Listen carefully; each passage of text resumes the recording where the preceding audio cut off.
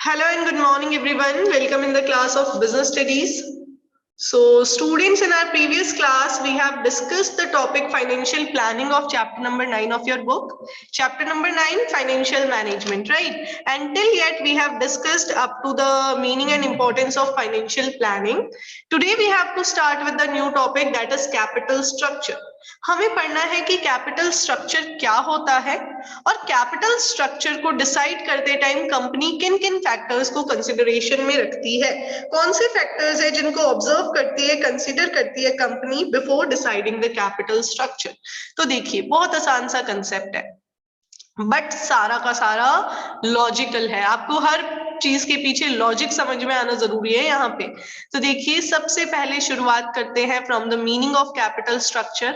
Capital structure is the proportion of debt and equity used for financing the operations of business। किसी भी business में जो finance आएगा, business organisation की जो फाइनेंशियल नीड पूरी होगी, उस फाइनेंस में डिबेंचर कितने होंगे और इक्विटी शेयर कितने होंगे। इस डिबेंचर और इक्विटी का जो रेशियो है, उस रेशियो को, उस प्रोपोर्शन को कैपिटल स्ट्रक्चर कहा जाता है। बहुत खास है ये डिसीजन, क्योंकि इक्विटी शेयर होल्डर कंपनी के लिए ओनर है, जबकि डिबेंचर होल्डर कंपनी का क्रेडिटर है। इक्विटी शेयर होल्डर वो लोग हैं जो कंपनी को कंट्रोल करेंगे, जो कंपनी में वोटिंग राइट रखेंगे और जो कंपनी के बीओडी इलेक्ट करके कंपनी की ओवरऑल मैनेजमेंट को संभालेंगे, जबकि डिबेंचर होल्डर वो लोग हैं जो कंपनी के लिए क्रेडिटर है, कंपनी को फाइनेंस देंगे, कंपनी में मैनेजमेंट नहीं करेंगे बट कंपनी से इंटरेस्ट जरूर लेंगे रेगुलरली, राइट। तो हमें देखना है कि इनमें से कितने डिबेंचर होने चाहिए और कितने इक्विटी होने चाहिए। तो सबसे पहले मीनिंग देखिए एक बार दोबारा, capital structure is the proportion of debt and equity used for financing the operations of business. Formula simple सा, डेप्ट अपॉन इक्विटी। आसान सा फॉर्मूला कैपिटल स्ट्रक्चर का, डेप्ट अपॉन इक्विटी। अब आगे देखिए, एक और पैराग्राफ, सेम बात लिखी हुई है। In other words, capital structure represents the proportion of डेप्ट capital and equity capital in the capital structure. Debt का कितना पैसा है, डिबेंचर का कितना पैसा है, उधार का कितना पैसा है और इक्विटी कितनी है। Now what kind of capital structure is best for a firm is very difficult to define. The capital structure should be such which increases the value of equity shareholder equity share और maximize the wealth of equity shareholder। ये कह रहे हैं कैसा capital structure company के लिए beneficial है, क्या कंपनी के पास ज्यादा डेट होना चाहिए या ज्यादा इक्विटी होना चाहिए, ये डिफाइन करना बहुत मुश्किल है क्योंकि ये कंपनी टू कंपनी डिफर करता है। लेकिन एक बात फाइनल है जो हर कंपनी के केस में कॉमन रहती है, वो ये कि कैपिटल स्ट्रक्चर ऐसा होना चाहिए जो इक्विटी शेयर होल्डर की वेल्थ को मैक्सिमाइज करे। कैपिटल स्ट्रक्चर ऐसा होना चाहिए जिससे इक्विटी शेयर्स की वैल्यू बढ़े मार्केट में, ठीक है। फिर आगे देखिए, डेब्ट and equity differ in cost and risk. आप सबको पता है, ये हमने फाइनेंसिंग डिसीजन के अंदर भी पढ़ा था। डिबेंचर और इक्विटी कॉस्ट और रिस्क के मामले में अलग अलग है। If we talk about debt, तो ये हमारे लिए चीप है लेकिन रिस्की है। डिबेंचर इशू करने की कॉस्ट कम आती है, लेकिन डेट सिक्योरिटीज रेज करना थोड़ा सा रिस्की है क्योंकि कंपनी को इस पे फिक्स रिटर्न देना पड़ता है। आप सिंपल सा समझ लीजिए, डेट सिक्योरिटीज लेने का मतलब है कि आप कोई लोकल मोबाइल परचेज कर रहे हैं, चाइनीज मोबाइल परचेज कर रहे हैं, जो एक बार आ तो सस्ते में जाएगा लेकिन कब खराब हो जाए उसकी कोई गारंटी नहीं है ना। जो सस्ती है बट रिस्की है चीज, लोकल प्रोडक्ट। और इक्विटी जो है ना, वो ब्रांडेड है। ब्रांडेड चीज एक बार तो एक्सपेंसिव रहेगी लेकिन सेफ है, खराब नहीं होती जल्दी जल्दी। तो सेम चीज यहाँ पे है कि इक्विटी एक्सपेंसिव है लेकिन सेफ है। किसके पॉइंट ऑफ व्यू से? कंपनी के पॉइंट ऑफ व्यू से। एक्सपेंसिव है क्योंकि इक्विटी शेयर इशू करने में बहुत खर्चा लगता है, बट सेफ इसलिए क्योंकि बाई चांस कंपनी को लॉस भी हो रहा है ना, तो कंपनी को इक्विटी शेयर होल्डर को रिटर्न देना जरूरी नहीं है। वो नहीं भी रिटर्न देगी ना तो भी काम चल जाएगा, रिटर्न देना बिल्कुल भी कंपल्सरी नहीं है। तो ये वाला पैराग्राफ, ये 2 लाइंस बहुत ज्यादा इंपॉर्टेंट है, आपको दिमाग में क्लियर कर लेनी है। डिबेंचर चीप है बट रिस्की है, लोकल प्रोडक्ट जैसे। चीप क्यों है? क्योंकि बहुत ज्यादा इशूइंग एक्सपेंसेस नहीं है। रिस्की क्यों है? Because it is compulsory for an organisation to pay interest. चाहे लॉस में भी जा रही है ना कंपनी, तो भी इंटरेस्ट देना पड़ेगा क्योंकि बोरोड फंड का पार्ट है। इक्विटी एक्सपेंसिव है क्योंकि फ्लोटेशन कॉस्ट बहुत हाई आती है, लेकिन सेफ है क्योंकि कंपनी लॉस में है तो उसको रिटर्न देने की रिक्वायरमेंट नहीं है। इसी चीज को आगे लिख के एक्सप्लेन किया हुआ है, अच्छे से समझते जाना, बहुत खास है ये आपके लिए। देखिए क्या कह रहे हैं। Debt is risky because payment of regular interest on debt is a legal obligation of the business. Business की legal obligation है कि उसको debt money पे regular interest देना पड़ेगा, whether the company is going on profit or in loss. देखिए क्या लिखा हुआ है. In case they fail to pay, debt security holder can claim over the assets of the company, and if firm fails to meet the return of principal amount, it can even go to liquidation and stage of insolvency. अगर company debenture holder को या फिर lender को time पे interest नहीं दे पाती तो वो उनकी असेट्स पे क्लेम कर सकते हैं, और अगर असेट सेल होने के बाद भी प्रिंसिपल अमाउंट भी नहीं कवर हो रही है तो ऐसे में डिबेंचर होल्डर के पास ये राइट है कि वो कंपनी को बंद भी करवा सकते हैं, कंपनी को इनसॉल्वेंसी की स्टेज तक भी ला सकते हैं। ठीक है, तो इसलिए ये बहुत ज्यादा रिस्की है। इक्विटी शेयर सेफ क्यों है? देखिए क्या लिखा हुआ है। Equity securities are safe securities from companies point of view, as company has no legal obligation to pay dividend to equity share holders if it is running in loss, but these are expensive.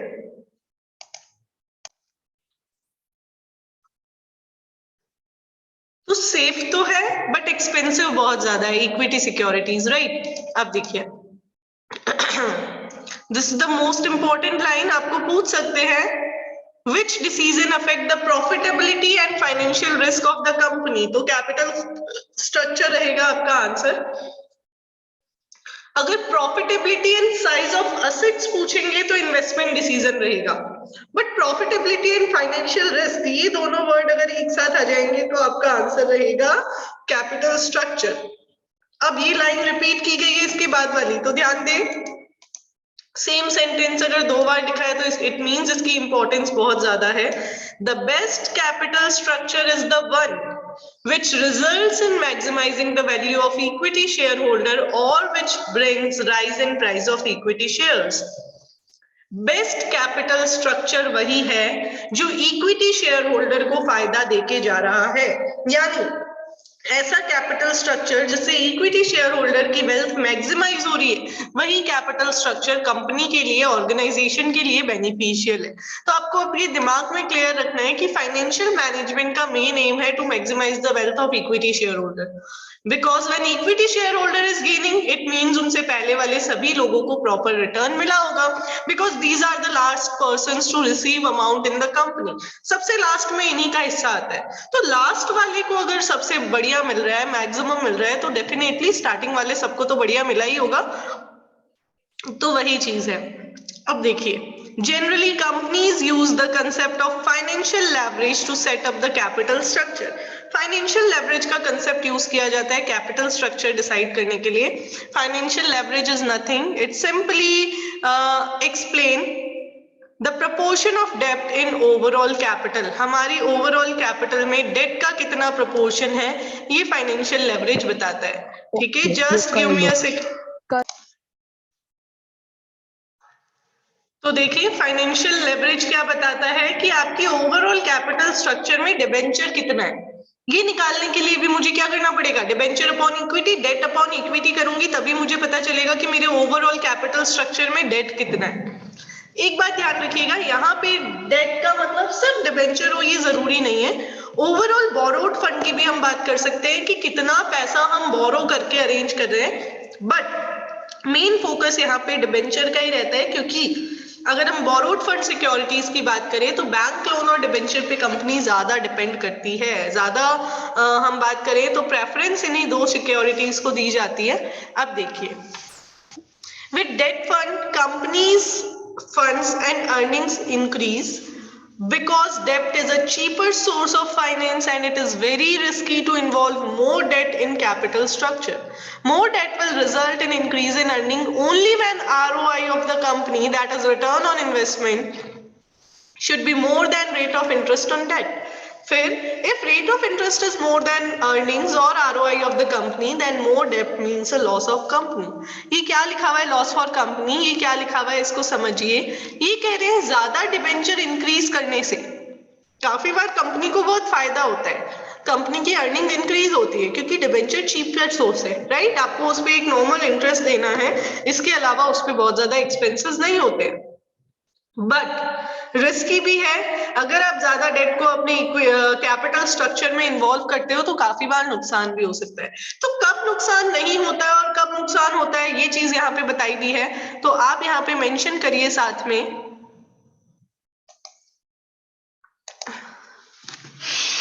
दो situations होती है।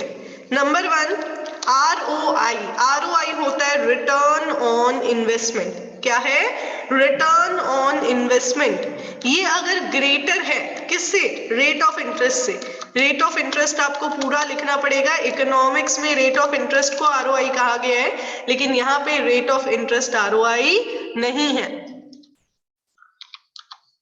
Rate of interest आपको पूरा rate of interest ही लिखना है। अगर ROI rate of interest से ज्यादा है तो आपके लिए मोर डेट लेना बेनिफिशियल रहेगा, कंपनी मोर डेट प्रेफर करेगी, और ये मोर डेट कंपनी के लिए क्या करेगा?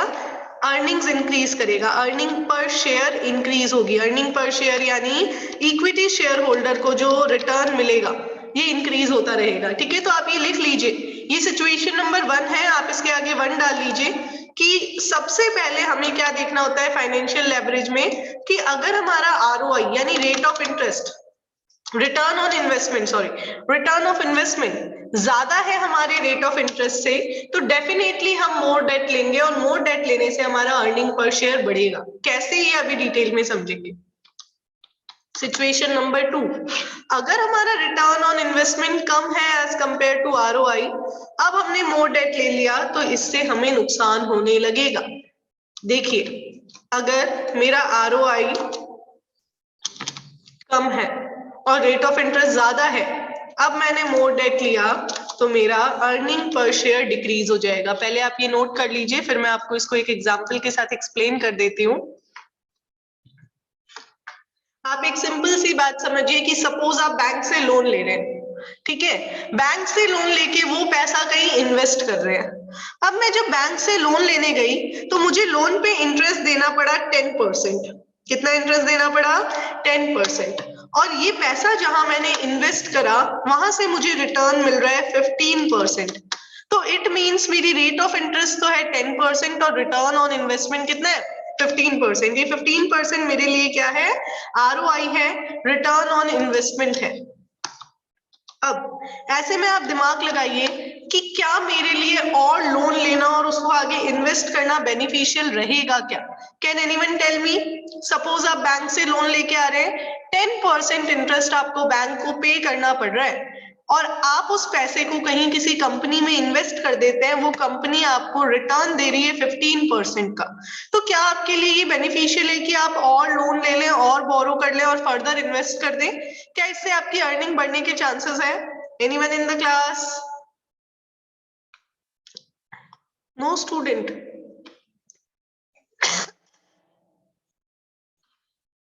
Yes, obviously it will be beneficial for us. मैं इंटरेस्ट पे कर रही हूँ 10%, बट मुझे रिटर्न मिल रहा है 15%। इट मीन्स अगर मैं मोर डेट लेती हूँ तो it will be beneficial for me, right. इससे मेरी अर्निंग बढ़ेगी। तो वही सेम कंपनी पे एप्लीकेबल है। अगर ROI रेट ऑफ इंटरेस्ट से ज्यादा है तो कंपनी मोर डेट प्रेफर करेगी, उससे कंपनी की अर्निंग पर शेयर इंक्रीज होगी। लेकिन अगर सपोज मैं बैंक से लोन लेके आ रही हूँ 10% पे और मेरा रिटर्न ऑफ इन्वेस्टमेंट है केवल और केवल 9% या 8%, ऐसे में अगर मैं मोर बोरोइंग करती हूँ तो ये मेरे लिए हार्मफुल हो जाएगा। यानी अगर by chance ROI rate of interest से कम है इंटरेस्ट तो पे कर रही हूँ 10%, बट मुझे रिटर्न मिल रहा है ओनली 8% और ओनली 7%। तो ऐसे में अगर मैंने और बोरो कर लिया तो मेरी अर्निंग्स और डिक्रीज होने लग जाएगी, राइट? तो ऐसी सिचुएशन में मैं ज्यादा डेट प्रेफर नहीं कर सकती। तो ओनर्स को फायदा तभी होगा जब रिटर्न ऑन इन्वेस्टमेंट ज्यादा है, अदरवाइज ओनर्स को नुकसान होना शुरू हो जाएगा। ये चीज आपको एक्सप्लेन करके दी हुई है with the help of a numerical, जो हम डिस्कस करेंगे कल की क्लास में। ठीक है, ये जो न्यूमेरिकल पोर्शन है ये हम पढ़ेंगे कल। अभी हम इससे रिलेटेड कुछ छोटे से पोर्शन डिस्कस कर लेते हैं। Just have a look. ये दो स्टेटमेंट जरूर आप लिख लीजिएगा। If ROI is greater than rate of interest, then more debt will increase the earning per share of the company, and if ROI is less than rate of interest, then more debt will decrease the earning per share. ठीक है, अब देखिए आगे। ये दो examples हैं, इनको हम डिस्कस करेंगे कल। अभी हम देखते हैं अर्निंग पर शेयर कैलकुलेट कैसे की जाती है। ठीक है, मैं आपको सिंपल कैलकुलेशन एक्सप्लेन कर रही हूँ अर्निंग पर शेयर का, ताकि हम इन न्यूमेरिकल एग्जांपल्स को कल डिस्कस कर सके। देखिए, आपको क्वेश्चन देगा earning before interest and tax, EBIT। Earning before interest and tax का मतलब है सारे एक्सपेंसेस डिडक्ट हो गए हैं, only interest and tax are the two expenses जो रिमेनिंग है।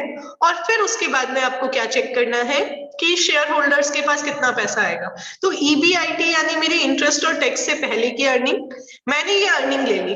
अब इंटरेस्ट डिबेंचर का टैक्स फ्री होता है, कोई टैक्स नहीं लगता आपकी कंपनी पे, क्योंकि ये आपके लिए एक एक्सपेंस है।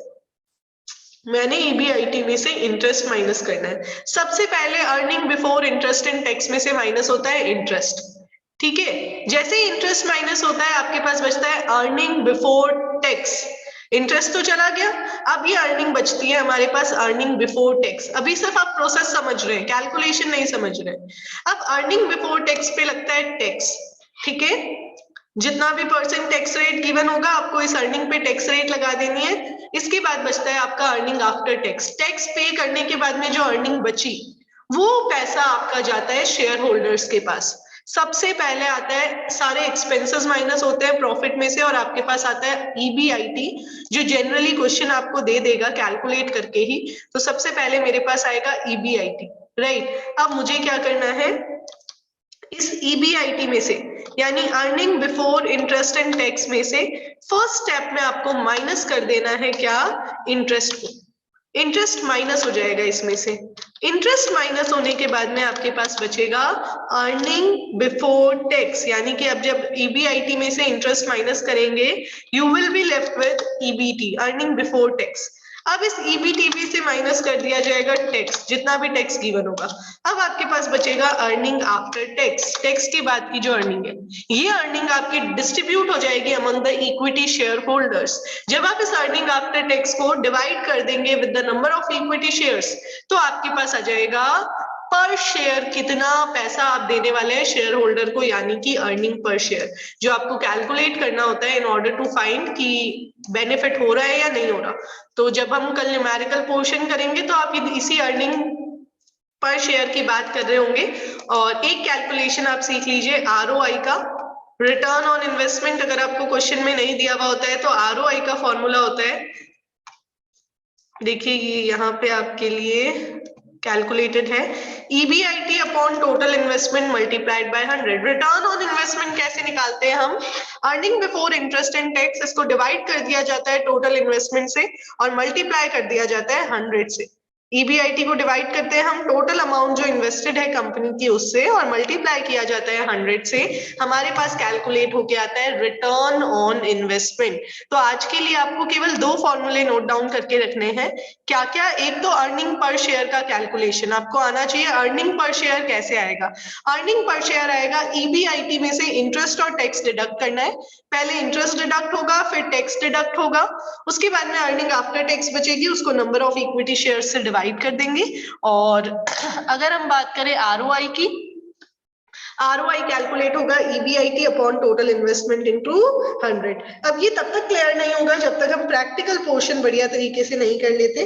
तो हम डिस्कशन में लेंगे इस प्रैक्टिकल को कल, तब तक के लिए आप ये सारा रिवाइज करके रखिएगा। कल हम कवर करेंगे ये दो न्यूमेरिकल्स और हम देखेंगे कि कैसे ROI के कम होने से अर्निंग पर शेयर डिक्रीज होती है और कैसे आरओआई के ज्यादा होने से अर्निंग पर शेयर बढ़ती है। ठीक है, तो ये वाला पोर्शन हम डिस्कस करेंगे नेक्स्ट क्लास में। तब तक के लिए यहाँ तक प्रिपरेशन करके रखिएगा। Have a nice day.